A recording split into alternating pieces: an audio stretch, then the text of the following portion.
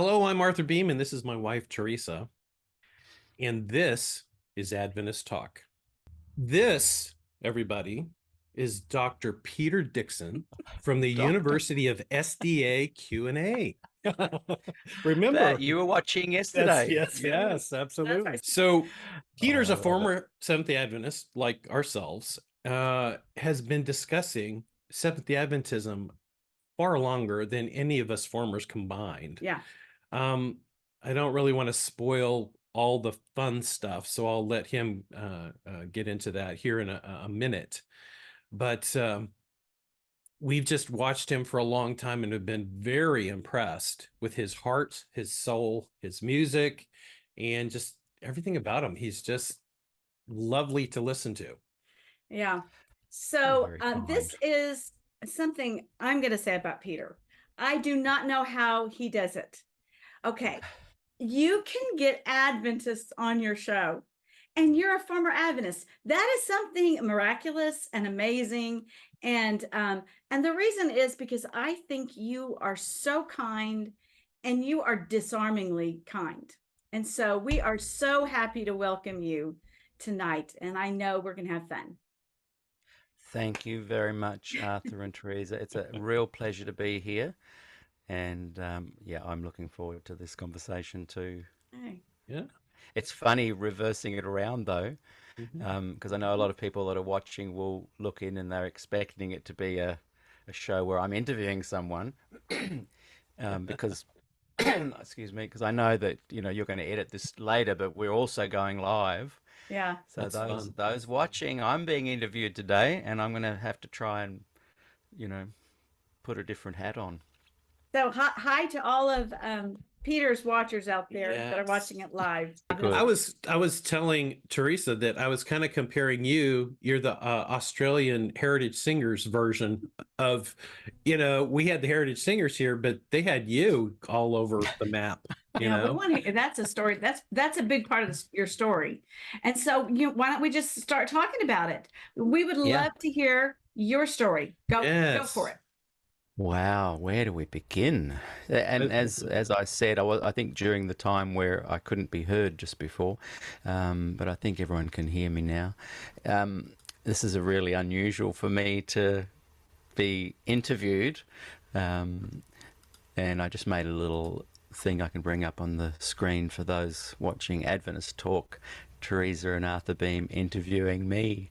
So yeah, so those tuning in, that's what's happening today.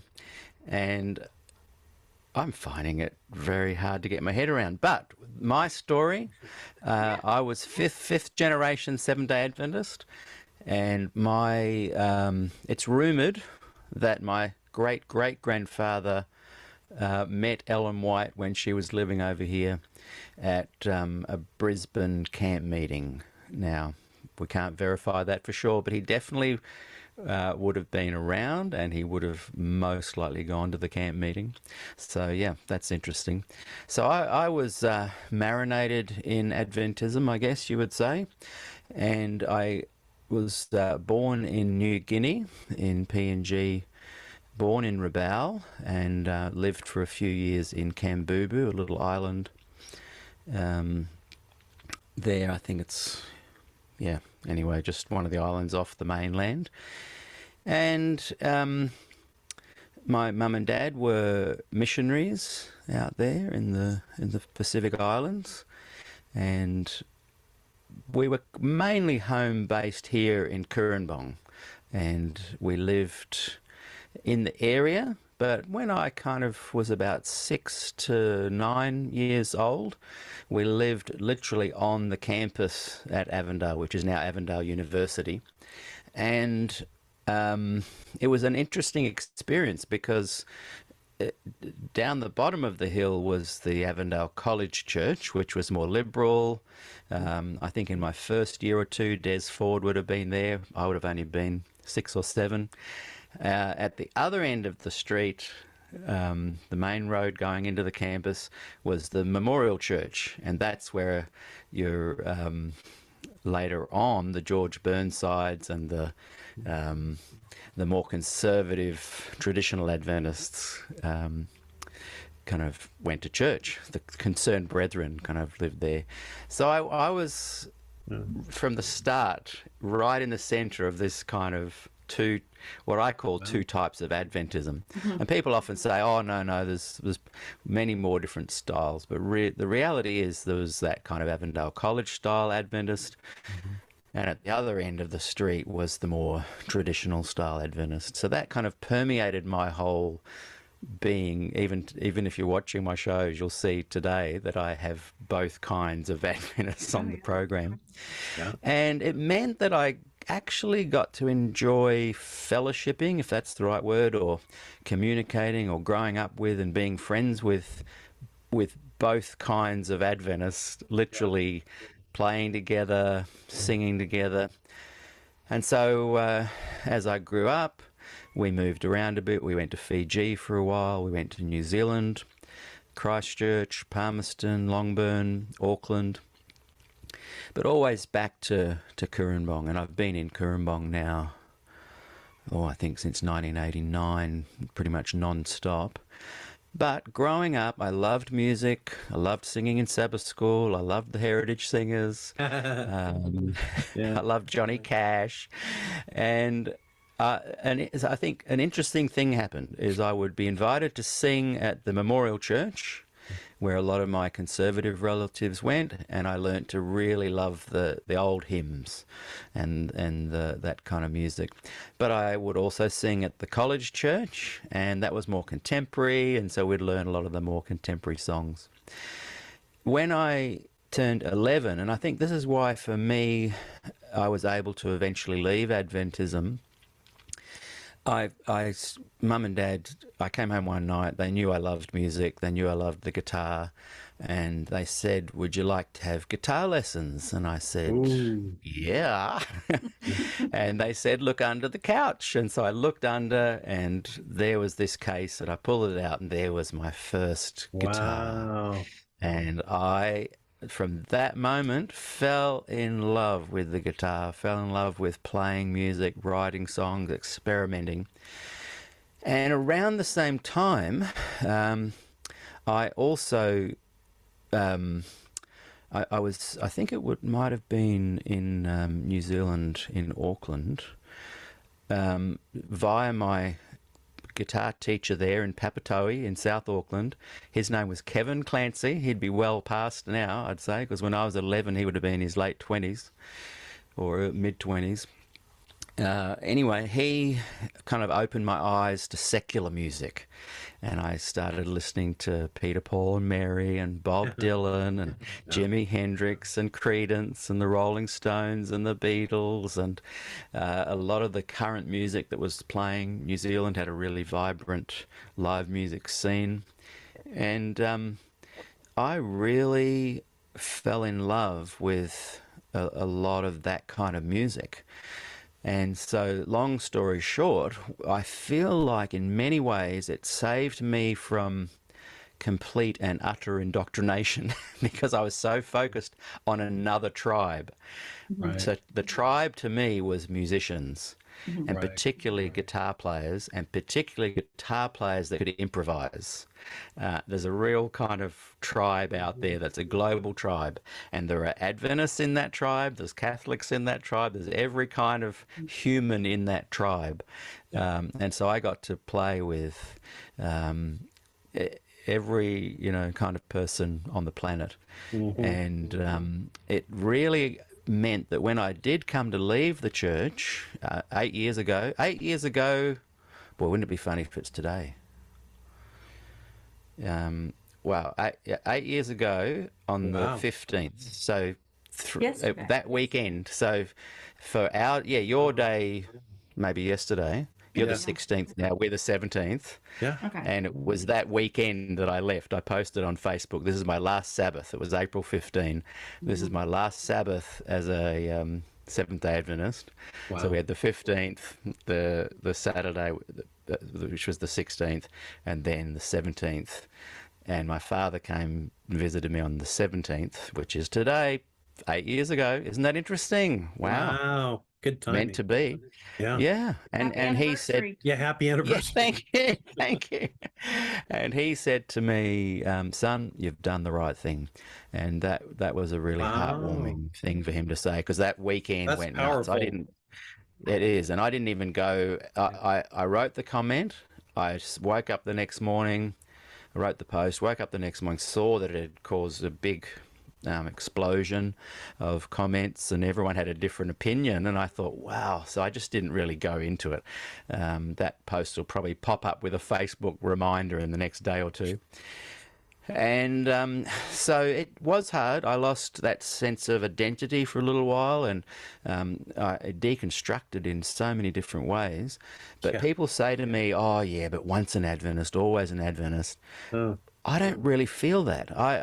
If I, no offense to anybody, because I have been able to keep really good friends with Adventists because of the music tribe.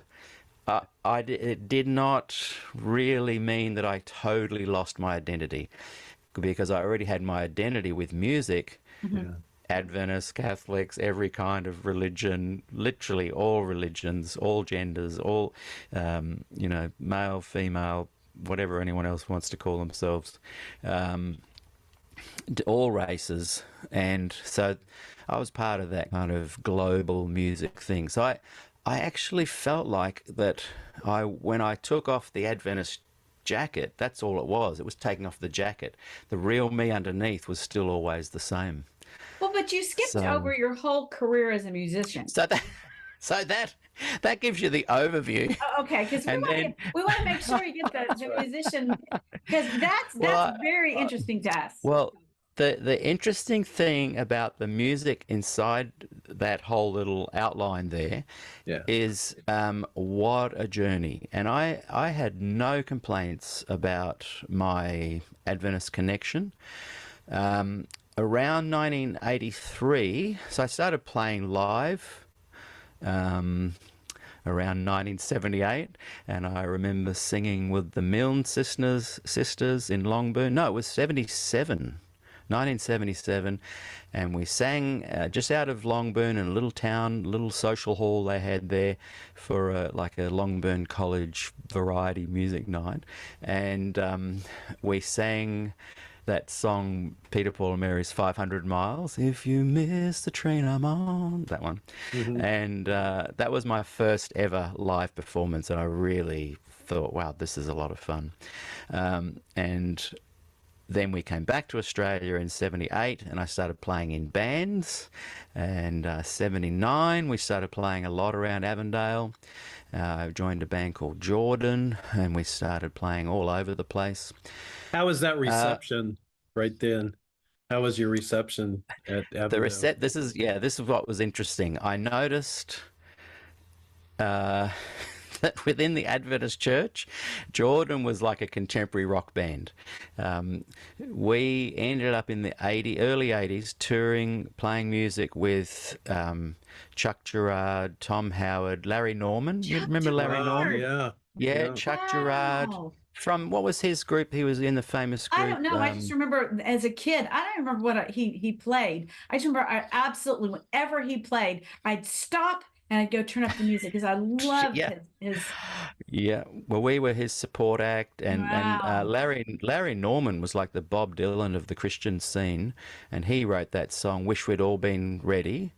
Wish we'd all been ready. And he also wrote Why Should the Devil Have All the Good Music, which Cliff Richard made famous. That's funny. And so what I noticed was that within the Adventist church, we were condemned big time. We made a record. It was banned. We were banned. I was banned from singing at Avondale College recently, but I was first banned from singing at Avondale College in the early 80s because of the music. So this is what was interesting, and I've only really dawned on this in recent weeks. I then began to kind of almost have, I don't even know what the word for it is, because they're all connected by me and my love for music, but we would play contemporary Christian Adventist music. I would play contemporary Christian music in other denominations, the Catholics, Baptists, Anglicans, you name it, every denomination we played. I played in secular venues come the mid-80s maybe. I played in New Age venues because I have lots of mellow, really quiet instrumental music. And to me, over the ensuing 30 or 40 years, it was just normal to go, okay, I'm playing for an Adventist conservative church. I love doing these hymns, and so I'd sing the hymns. And then I'd play for the contemporary church programs, and we would have a really good vibe and a great audience response. But we'd always have people get up and leave, or people would pull out the power plug, or people would chat for hours afterwards. Yeah, that blew saying, my mind when I heard you say you're that the the other devil, day about the power plug. I was like, yeah, you got to be kidding. They pulled your incredible. plug out. Yeah, literally. And it was just just an interesting experience. And what hit me the other day too was so when we'd play for the other denominations, great. They loved it. That's how we got into support Larry Norman. We nearly supported Amy Grant. We met her.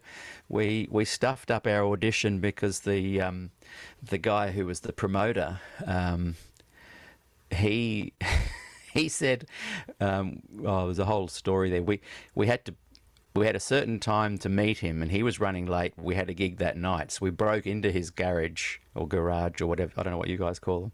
We smashed a window, broke in, set up all our gear. He comes along, and we said, "Hey, we're really sorry about that." His name was David Small. Yeah, we're sorry about the window. His name was David Smallbone, and his daughter is Rebecca St. James, who I think is quite big in the Christian music now. Yeah.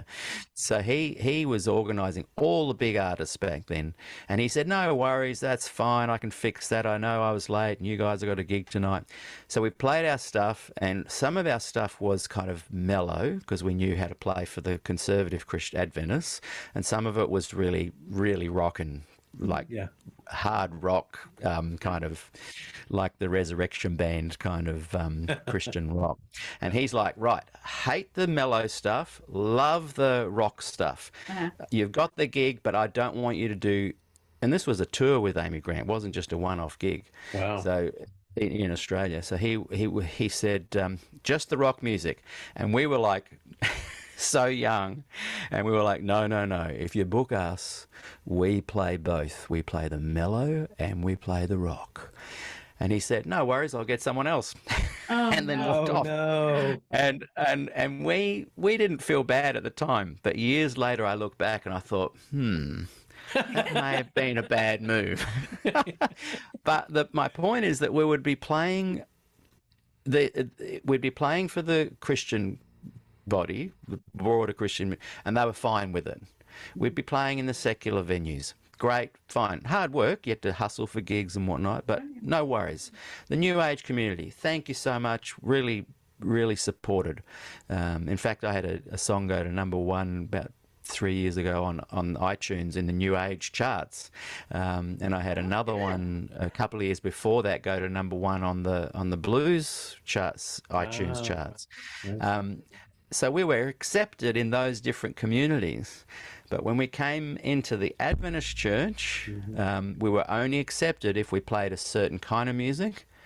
But the progressives Adventists, the young hip youth leaders that had stayed, not the ones that kind of left over the Ford stuff, the other ones that stayed, and they would wheel us out to kind of make a point, and we'd play our rock music for them on a Vesper program, and everyone would walk out and we'd get called the devil and the tool of Satan and all this stuff. Oh no. And so my interesting awakening recently is that happened, I would say, almost every weekend or every second weekend.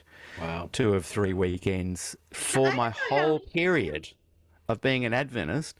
And here was the thing, I felt that it was normal. And it's only in a couple of weeks ago I was telling someone about that kind of thing that used to happen to us, and they've said that's not normal. You were being spiritually abused the whole time to be told that because of your music you're a tool of Satan. I don't know how you did it. I mean, I don't either. that is actually uh, how you would get back up when you knew this might happen. I don't know how you did it. We strain, and I think a lot of Adventists do this. They normalize the real cray-cray within Adventism. My program I did the other day, where I was kind of tongue in cheek, but everyone took it seriously when my one I called Ted Wilson is a real Seventh-Day Adventist. Yes. Yeah, we were talking about that today. Yeah. People said, "Oh, that wasn't my Adventism," so I will talk to them, and eventually every single Adventist has had a nightmare about the close of probation and the time of trouble, right. That's right. and we, you know, that book, I've got it right here, that we had now. I think you had one called Sunlight. Yes. We read both. And this was we read huge both there. of them. Yeah. And that was read to us as 7 and 8 year olds, and it's just normalized. Oh, that wasn't my Adventism. I just grew up in a lovely, warm, loving Adventism. So did I.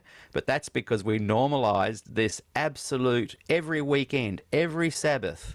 We were told that Jesus is coming soon. Get ready. You might have prepare to run to the hills. Yeah. And even Ted Wilson in the clip I played of him is saying you have to be prepared enough that you might even die for the cause. Oh yeah. So I normalized that. Yeah. Yes, of course. All of us did. Yeah. All of us were ready because I remember when I was a kid, I was absolutely sure that I could stand for the Sabbath in the last days, but I was terrified that they were going to bring my. I've got 4 brothers and sisters that are younger than me, that they would bring, the cops would come and bring my little brothers and sister and start just hacking them up in front of me. Like literally, that was what I was terrified of. And then I knew, I was like, okay, I would give up the Sabbath for my sisters and brothers. They can't do that, you know? So that's where I was terrified. You know, I mean, I literally had, I one time think I even fainted. I was so upset. My mom had to come pull me off the floor and put me in bed with her. And she slept with her arms around me that night because I just was so terrified. And she just goes, honey, that's not going to happen. And I was over it. That fun? She did all that was all it took for me. But yeah, this is a real thing and it's not funny. It is traumatizing. It is traumatizing, and I think that the people who say, "Oh, this wasn't my Adventism." I had a thought the other day. Well, why are you such a Des Ford supporter? A lot of these people are, because Des came along with a message of assurance of salvation. So if you didn't have an Adventism that was the kind that they've clamoured towards Des Ford for, well, then you're being disingenuous or you're being deluded, because the reality is he had a huge impact because the church was so legalistic. And so when they say, "Oh, that wasn't my Adventism," well, why did Des resonate so strongly with you? Because he was taking you out of this, and you just don't realise, not you guys, but people just don't realise how much it has traumatized them deeply, and they've just normalized it. Yeah. Oh, And I think that's what I was kind of saying in a long roundabout way. Oh, so I think what I was saying before, because I was able to play, yes, inside the Adventist church, where I really had some incredible support from the grassroots, just huge downers from the conservative traditional Adventists, huge downwards oppression from the leadership, but support from the youth leaders who essentially, and I value it, and I had great time, no complaints. Or, 95% of my gigs I just absolutely loved for the last 40 years. No complaints. Oh, someone's just giving me another little... I suddenly got really loud, apparently. So those giving me the audio suggestions. How's that sounding now? So if you guys are upping me down a little bit, Maybe we just need to get closer to the mic. testing 1, 2. So hopefully you can edit these bits out. But so for me, because I was able to play for the general Christian body, the secular community, the New Age community, and I didn't take on board any of this stuff. I just Right. loved playing music, so I'd have to put on a Right. different hat for the different venues. Yeah. But because I was accepted and appreciated and not traumatized in the other groups, when I did come to leaving the church 8 years ago, right now, it was less traumatic for me to leave. Right. And it That was makes taking sense. off that jacket. And That's so I'm right. great friends with Adventists, great friends with the other denominations, great friends with all my secular, New Age. I've got friends all over the board. And so when I left the church, I did struggle with identity for a couple of years, but I was able to remove myself from the the tumor of Adventism. Right. I did brain surgery because I'd experienced from a young age an out in many ways, whereas a Right. lot of people they get to my age. I mean, I was like 54, 55 when I left. How many Right. people that are fifth generation marinated, lived their whole life, leave? Right. That's right. Mhm. That's right. No, that's Yeah. true. And I think the jacket you were taking off was a members only jacket. Is that right? Yes, yes, that's right. Because the me underneath, the t-shirt underneath still had, Yeah. friends, values, Yeah. try and be a good person, all that stuff was there. So I just really had to take off the trauma jacket. Yeah. So do you have siblings? Are you? Yes, I've got a sister. She's 4 years younger than me, and she's an atheist, and she would have left the church, a good 20 years ago, I'd say. Okay. And Mm.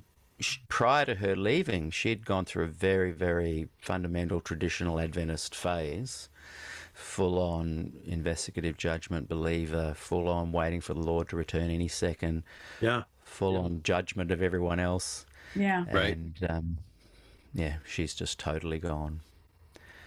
Mhm. So yeah. So how did your family in general take you leaving?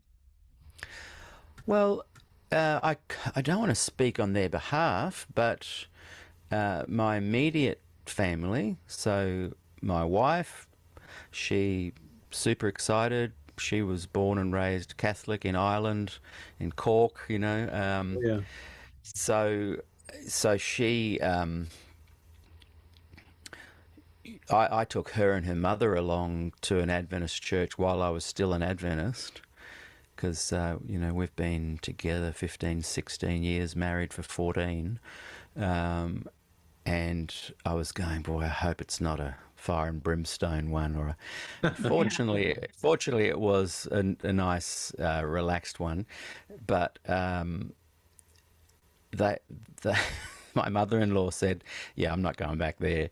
The Irish are really good at picking up that kind of fake talk, and it was one of those real kind of, "Hey, it's good to have you guys here." Yeah. When Adventists are kind of confronted with anything that might be confrontational, or let's dig into this a bit deeper, they Yeah. kind of run back and, "Hey, let's just focus on Jesus. Let's just Yeah. focus Yeah. on Jesus. Nothing to see here." Right. They don't really like anything that rocks the boat. But yeah, so she was pleased, though she had nothing to do with my leaving. She didn't even know that I was writing that post. She saw it on Facebook.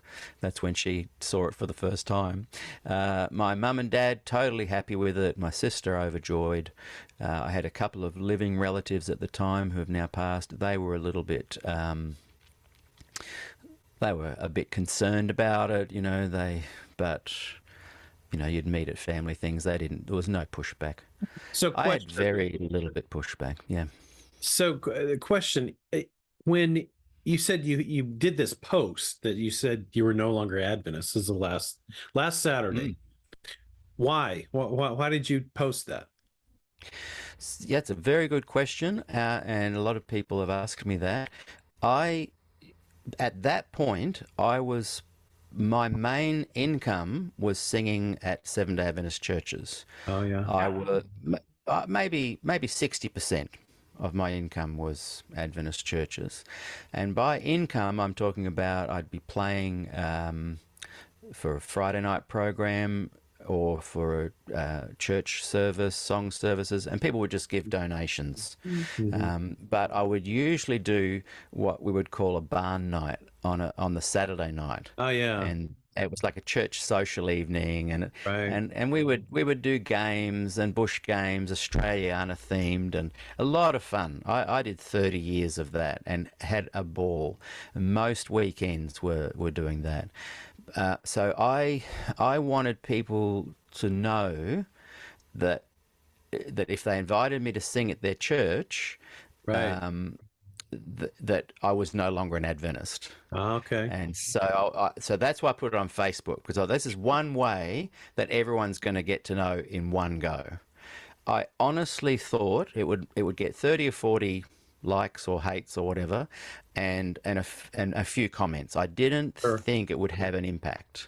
You know, and in many ways, 8 years ago, Facebook was still a burgeoning kind of social media platform. I wasn't expecting the response that came. And I realized something that night, that everybody had a different opinion about who I was and why I left. Yeah, it's And interesting. that was a really interesting sociological, you know.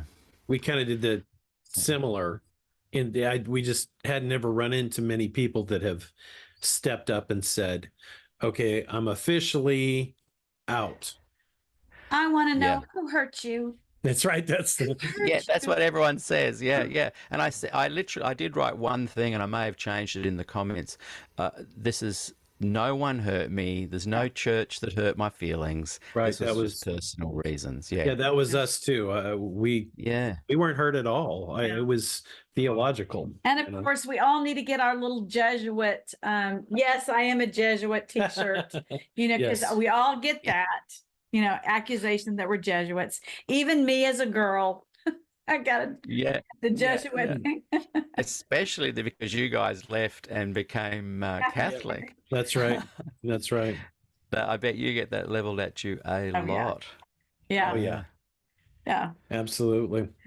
But okay, so you talk a lot about why you left, but our audience may not know, and you had something very specific, and so you want to go into that at all? Yeah, well, I was, the Antonio no vote had just happened, and soon after it was on YouTube, and I was sitting there holding Renee, and so she would have been 4, I guess, at that age, nearly 4, and someone has just said, "Can you guys just pull your mic closer?" Oh, we're still keep having We're still I'm having not trying to problems. boss Okay. you around. Yes, it's we can fine do this, that. It's fine this end, but there must be something happening In the translation, go right. live. Yeah, sorry. No problem. So I'm holding her in my lap. I've literally got a video on it. If you scroll right down at the bottom of SDA Q&A on the Facebook group, I think, no, maybe the YouTube channel. I said something to her, and I knew she didn't know what was going on, but I said, women's ordination is a good thing. And she went, yeah. Like that. No, it just was cute. It wasn't, I wasn't trying to make a point or anything. Yeah. But as I'm sitting there holding her, as an older father, I thought, whoa, she's going to grow up and she's going to say, Daddy, why, 2 things. Why do you say you're an Adventist when really, you know, you're just a nominal Adventist? I thought she might say that when she was a lot older. Right. She's 11 now, and she does say things because she goes to the Adventist school. She does ask questions about it, that along those lines. And I thought, how can I tell her that there's certain jobs in the Adventist church that she can't have because of gender? Now, I don't mind if people study and do whatever they want and land on whichever side of the fence they want in regard to that stance.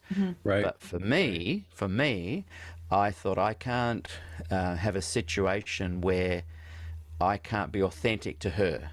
Yeah. I think if I'd been Right. a younger dad and they'd grown up. They would have grown up with me playing lots of music and getting involved with the social side of it, and I would have been fine. If I hadn't had kids at all, I think I would have stayed an Adventist, because I was able to kind of have that cognitive dissonance, be cultural, focus on the good things, ignore the bad stuff. I was as Right. good as anybody at doing that. So Right. being a younger dad, and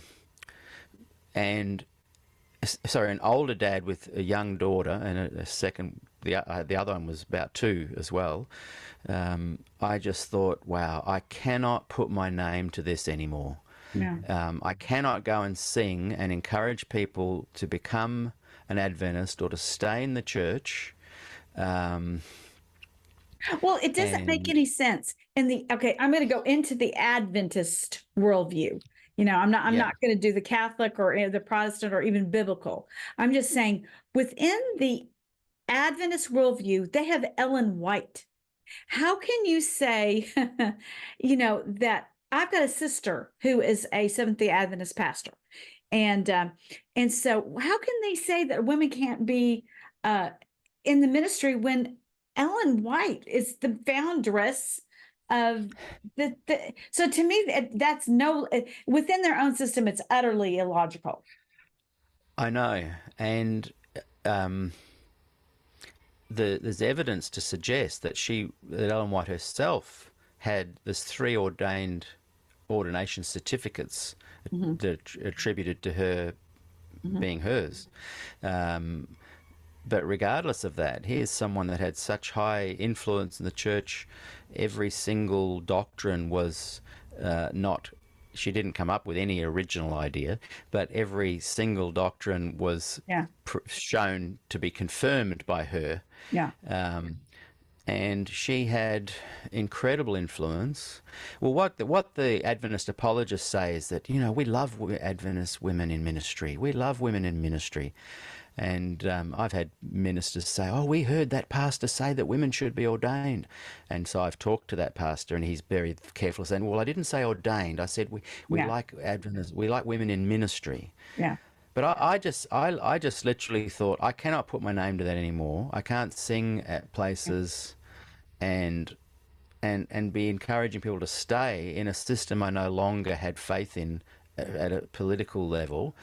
And so I said to a friend of mine, by my next birthday, I'm not going to be an Adventist. Wow. And that percolated in the background. And so Yeah. come that Friday night, this is Yeah. my last Sabbath as a Seventh-day Adventist. My finger was poised above the post button for about 3 hours. I just sat there, the sun's going down, and I'm going, whoa. But Am I because going I'd to do it? seen, Am I going to do it? Am I going to do it? yeah, exactly. Yeah. So advice, if anyone is going to leave, set a date. Say by my next Right. birthday or something, because something happens inside you. Yeah. And I literally, and then I pressed it, Mm-hmm. and whoa, the emotions that came out were Wow. were powerful. And so, yeah, so everyone got to know, and everyone got to talk about it. And I, on the Monday, I wrote to the local church and said, hey, for personal reasons, please take my name off the roll. He did it. Wow. You did it too. Yeah, Took it off. yeah, take my name off the roll. Yeah. I know that it'll be discussed at your next board meeting. Please send me a written reply confirming that my name has been taken off the board. Did they do Please it? don't. Yeah, and I said, don't go through any try and delay it. I said, I've made my mind up 100%. I didn't go for reasons or anything. It was a 2-paragraph email, Yeah. and they wrote back to me, thank you for your message. And then 2-3 months later, when they had the board meeting, I think it was around the August, I got another email saying, we're just letting you know your name has been officially taken off the books. We'll be sad to see you go. And it was funny because the secretary who wrote the letter, they live just in town here. And I said, well, you're saying goodbye like, you know, it's forever. I said, I'll see you at the takeaway. That's right. Yeah. And another guy, a good friend who was high up in the SPD, actually, in the GC, he wrote and said, mate, gonna really miss you, and so sorry you're gone, and see you, mate, and goodbye. And I wrote back, I said, dude, we've never met in the real world. I'm not going anywhere. We can still write to each other. And he wrote back to his credit and said, oh, wow, I cannot believe I said that. Yes, of course. And he and I are still great friends to this day. We did not have that experience. Yeah.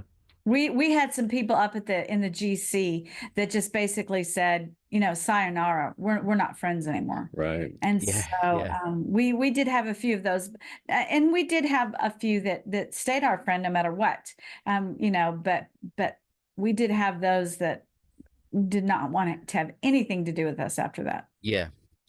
Look, I had that, but I'm kind of, I had an experience once where a friend and I kind of parted ways over, a significant disagreement, and that person kept contacting me. And a few days later, they're going, "How you going? And you want to catch up?" And I'm thinking, wow, they're still wanting to be friends, even though we disagree. And I was all higher moral ground, I'm not going to back down from my beliefs. And, I was quite young and stupid. So I'm glad I learnt this lesson a long time ago. Yeah. And so I ended up catching up with them, and I thought, yeah, so what? We just enjoy each other's company. And so there were people that would literally, I'd be walking down the main street where we live here, and they would cross the road if they saw me coming. So I'd cross the road too and just keep walking, and then they'd go back and I'd go back, and I'd make it awkward for them, and I'd stop and I'd, "How you going? Good to see you." And they'd go, "Hi, yeah, see you. Anyway, we're going to keep moving." And I go, "No worries, great to see you." I wouldn't engage. I'd just be friendly. Yeah. And that, I've had lunch with them, that couple, recently. So my approach is just keep being friends whether they like it or not. Well, one of the things about having a big family is that you learn from a childhood. Your sisters and brothers don't agree with you. There's 4 of us girls and we've got 2 boys, but there were 4 girls growing up. And right now, I'm a Catholic. My sister is a Seventh-Day Adventist pastor. We've got a sister who is a Reformed, and then we've got a Unitarian. We all love each other, and we talk to each other. And it is possible. Yeah. The boys are still Adventists though, both guys. Yeah. So, but just go ahead. Yeah. I've found only in the last, since I did my piece on Ted Wilson is a real Seventh-Day Adventist, since then I've had a kind of pushback that I haven't experienced before. And that's the Adventist apologist, progressive, liberal, more open. My kind of friends in the church have gotten the classic Adventist passive aggressive ad hominem attack kind of vibe, and it's been kind of almost funny. I'm embarrassed for them, the way they've said stuff to me, because they forget that when they write to me, it's public. So if they're writing to me on Facebook, it's not a private Facebook account. I've just got it public. And so all these other friends that I tell you about, the other denominations, the New Age community, the secular pub and cafe community, all the different people I know, watch this. They see their reactions and they pick up on it like that. They just go, "These guys are being ridiculous and cruel and petty and pious." And so I just kind of step back and allow Adventism to reveal itself. In many ways, that's what my show is. Having conversations with people I like, and with people I disagree with, and with people I don't like sometimes. But every single show, Adventism reveals itself, and it's not pretty. Yeah. There's good things about Adventism, 100%. A lot of great things about Adventism. But it mixed in with that goodness is something that I've realized it affects people's mental health, is traumatic, is anti-gospel, and more than anything is confusing. Okay, well Go ahead. Well, I was just going to say, someone just wrote to me about my interview I did with Bill Gates, not the Bill Gates, the other one. Very conservative guy. I have literally known him since I was probably 9 or 10. You know, I went to school with his daughters. His wife was wonderful to me when I was a school teacher. She would give me resources, and the whole family and I still get on like a house on fire. They will really have a go at me, but you know where you stand. Yeah. He'll say, look, I think the devil's misleading you, but I know where he stands. With the progressives that have just attacked me recently, I've had lunch with them in the last 2 years, and they are responding to a 2-year-old post that they thought was just recent, that came up again because of Facebook memories or whatever. Yeah. And I'm thinking, oh, so during that 2 years, you've been harboring these thoughts while having lovely lunches with me. So Bill Gates that I interviewed, he and I do catch up for lunch, and he'll have a go at me to my face, and then we have a great lunch. And you saw in the conversation the other day, if you watched it, we get on well. Yeah. And so so anyway, where was I going with that? So someone... So I'm pinning him down on what's going to happen at the end days, because I know it's crazy and I know it's confusing. And someone wrote to me and said, oh, look, that was so confusing. Maybe you should get a timeline to explain exactly what's going on and we can understand it better. And I wrote back and said, no, exactly what I wanted to have happen happened. You were confused. Why were you confused? Because the investigative judgment is confusing and anti-Bible. Yeah. What did Ellen ever contribute, or any Adventist doctrine, that you can't bypass and go straight to the 4 Gospels and go, there it is, nice and simple, easy to understand. If God was speaking through her, anything that came to her to us would be simple to understand, but it's not. Even the Desire of Ages and Steps to Christ and all this sort of stuff, if you really read it, it starts getting really confusing. Oh, yeah.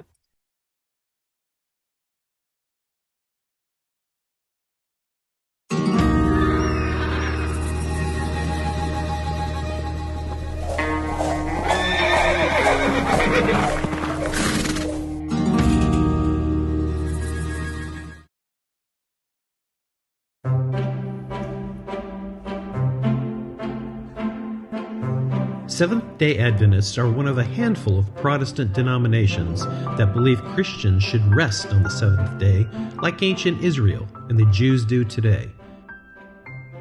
They base this belief on the 10 Commandments. In addition, they believe the seventh-day Sabbath is the only day God set aside as a special day of worship. Adventists teach that in AD 321, the Roman Emperor Constantine issued an edict declaring Sunday as the day of Christian worship, and that the Catholic Church caved to the emperor's edict by shifting the sacred day from the 7th to the first day of the week. But did the Catholic Church really change the Sabbath day to Sunday? Is there really more to the story? We begin a new series that will be exploring the answers to those questions. We will start at the beginning, from Genesis to Mount Sinai, to the life of Christ, to the Reformation, through the 17th century Sabbath wars, all the way to the end of the world. We will be telling the epic tale of this holy day. This is the story of the Sabbath.